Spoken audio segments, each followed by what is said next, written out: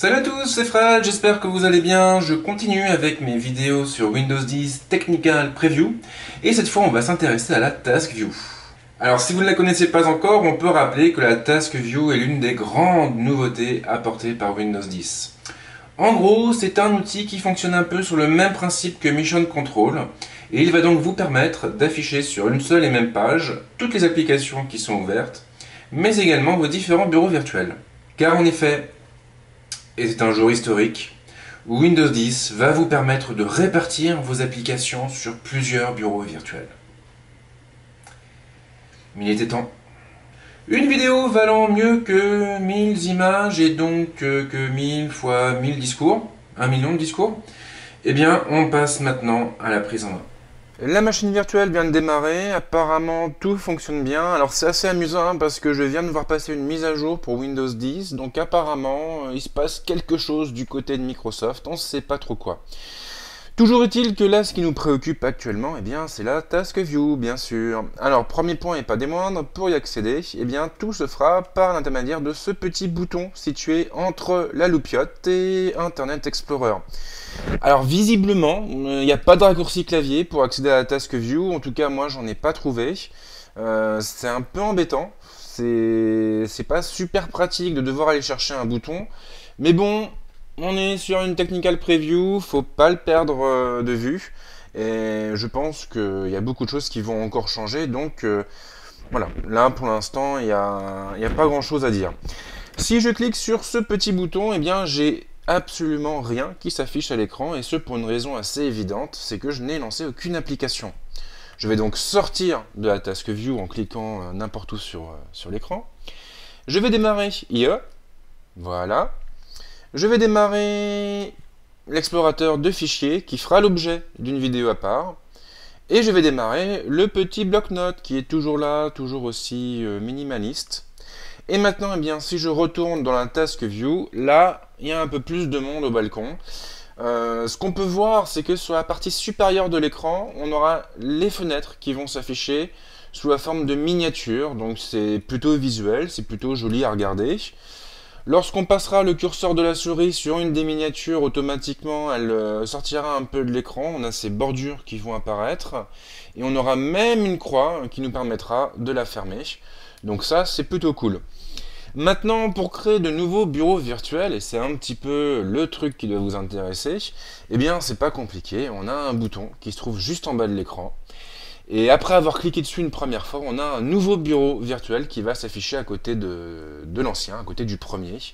Si je reclique de nouveau sur le plus, j'ai un troisième bureau virtuel qui va apparaître. Même chose si je clique une quatrième fois, une cinquième fois, une sixième fois, septième fois, huitième fois, neuvième fois.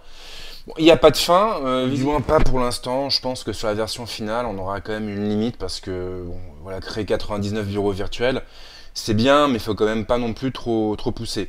Alors, si on veut supprimer un bureau, c'est possible aussi, hein, encore heureux. Pour ce faire, tout ce que vous devez faire, eh bien, c'est de placer le curseur de la souris.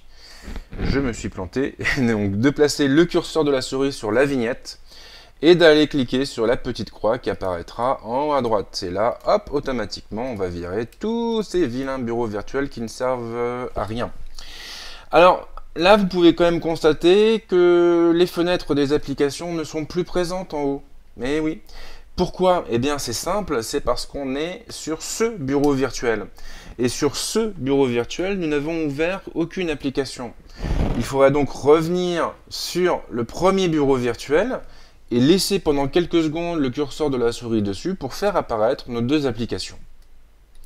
Alors maintenant, évidemment, vous allez me dire, mais comment on fait pour déplacer une application sur un autre bureau virtuel?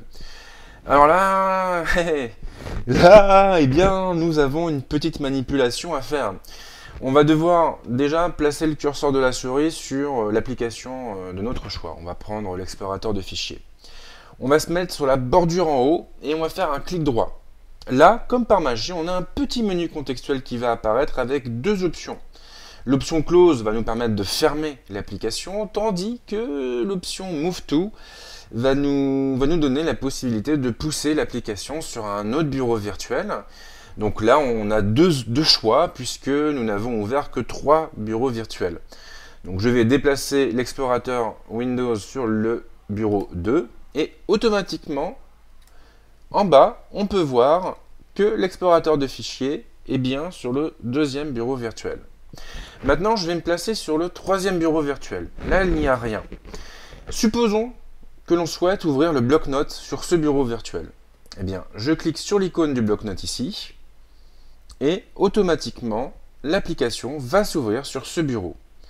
Si maintenant je pars dans le menu démarrer que vous connaissez, et si je vais chercher par exemple l'application calculatrice, je clique, elle apparaît automatiquement à l'écran sur ce bureau virtuel.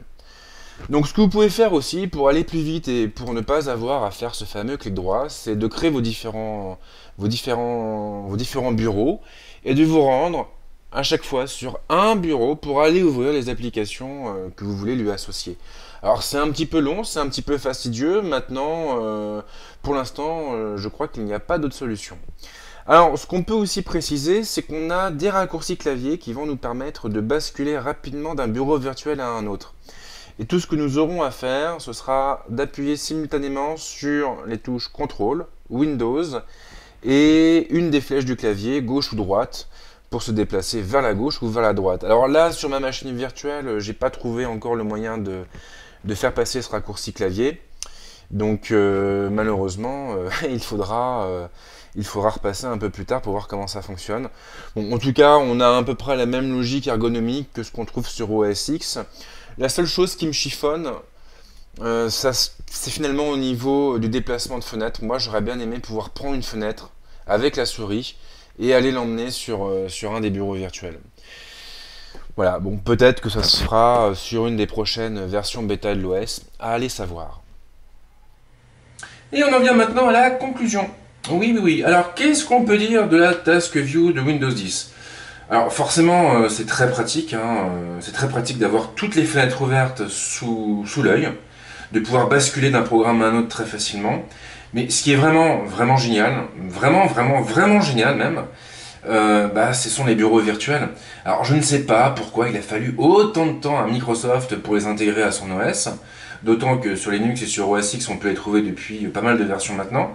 Mais il faut bien l'avouer, c'est vraiment une fonction qui va nous changer la vie, puisque maintenant on aura enfin la possibilité d'organiser nos fenêtres par ensemble thématique et on devrait du coup s'y retrouver beaucoup plus facilement. Alors c'est vrai que tout n'est pas encore parfait. Personnellement, le fait de devoir faire un clic droit sur une fenêtre et d'aller chercher une option pour déplacer l'application associée sur un autre bureau, c'est quelque chose qui me paraît franchement archaïque. Et là pour le coup, l'interface de Linux est vachement en avance tout d'un coup, c'est assez incroyable. Maintenant, on est sur une technical preview et ça, faut pas l'oublier. C'est une version alpha, donc il y a beaucoup de choses qui vont changer dans les versions à venir. Et ce qui est sûr, c'est qu'entre le menu démarrer et la task view, on a déjà 2 raisons parfaitement valables pour switcher sur Windows 10, pour migrer vers Windows 10. Donc c'est plutôt chouette. Et j'ai envie de dire, une fois n'est pas coutume, bravo Microsoft.